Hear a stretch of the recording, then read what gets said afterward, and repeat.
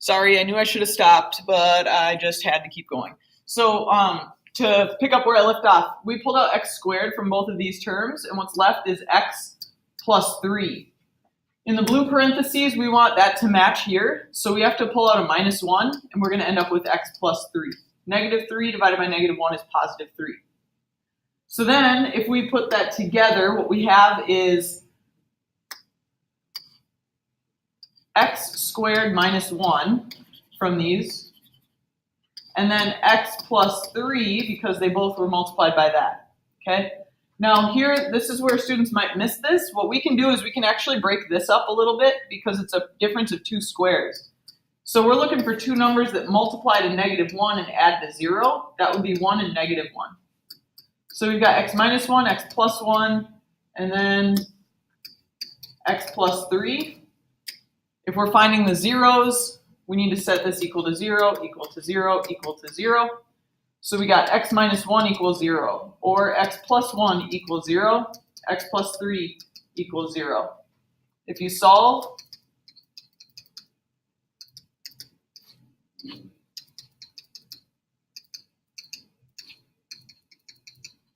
your solutions are x equals negative 3, negative 1, and 1.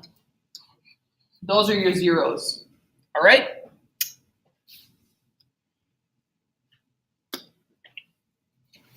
Okay, moving on to the next section. It talks about repeated zeros. So this is the multiplicity piece that I was mentioning. So let's go ahead and find all the real zeros of the polynomial function, like it asks us to. So here we should have 4 zeros because we have a power of 4. So what I would do first, I see a lot of high powers, a lot of big numbers. I would pull out everything that I can. This, and this are all multiples of 3. So I'm going to pull out a 3. I also see I have 4x's, 3x's, 2x's. So I'm going to pull out 2x's from each. 6 divided by 3 is 2. I had 4, I pulled out 2, I've got 2 left. 33 divided by 3 is negative 11. I had 3, I pulled out 2, I got 1. Negative 18 divided by 3 is negative 6. I had 2, I pulled out 2, I have none. If you want to check, just redistribute that and see if you end up where you started. Okay? So at this point, what we want to do is find two numbers that multiply to a times c, which is negative 12, and then add to negative 11. Those two numbers would be negative 12 and 1. So what we're going to do is we're going to go 3x squared. Try to bring this over here. We're going to go 3x squared times 2x squared. And then I'm going to change this 11x, this minus 11x, into negative 12 plus 1. Minus 12x plus 1x, still the same as negative 11. But then I have minus 6 on the end. Okay, so please know that this came from here. Those are the same thing. So now we can factor by grouping. I know this is a long one, but you guys know how to do this. So we'll do blue and we'll do red. Everything else I'm just going to copy down. So in the blue parentheses, I can pull out a 2 and I can pull out an x. And what's left is x minus 6. In the red, all I can pull out is a 1. And we're left with x minus 6. So we still have our 3x squared, but now we have 2x plus 1, and we have x minus 6 because of this. We share that and put it right here. Again, we're asked to find the zeros, so that means set this equal to 0, equal to 0, equal to 0.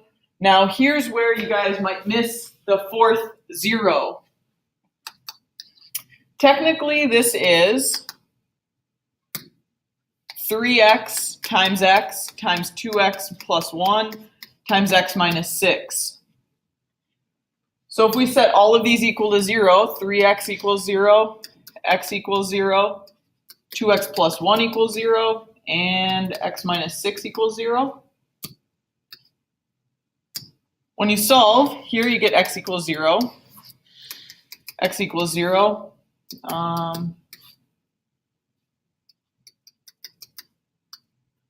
X equals negative 1/2.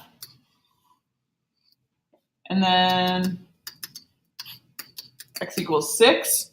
Those are your 4 zeros. So what you would say is negative 1/2, comma 0, comma 6. And this has multiplicity of 2. It means it happens twice, once, twice. Okay, so on your test, make sure if there's multiplicity, state what the multiplicity is.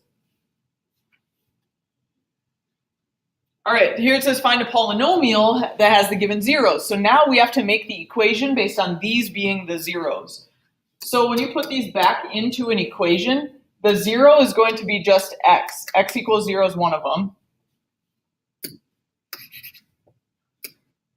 So x equals 0 means that one piece of our polynomial is x. If x equals 2, that means that one piece of our polynomial is x minus 2. And if x equals negative 1/3, that means that one piece of our polynomial is 3x, because you had to divide by 3, plus 1. It's basically the reverse. So if you wanted to get this back to 0, you'd have to, here's how you could do it, okay, if you need steps. Multiply by 3, and you get 3x equals negative 1. And you want that side to be 0, so you do plus 1, and you get 3x plus 1 equals 0, okay?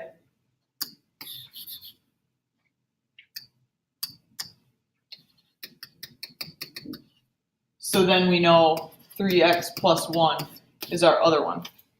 Now, if we FOIL this out, we need to multiply all three of these things. So we're going to take x times x minus 2 times 3x plus 1. I would start by distributing this and call it x squared minus 2x times 3x plus 1. You guys could set up the box, 3x, 1, x squared minus 2x. You get 3x cubed, x squared minus 6x squared, and then minus 2x. So you would get y equals 3x cubed minus 5x squared minus 2x.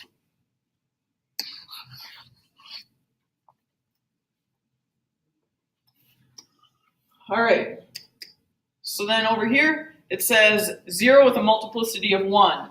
So that means we're looking at just x. Negative 2 with a multiplicity of 2.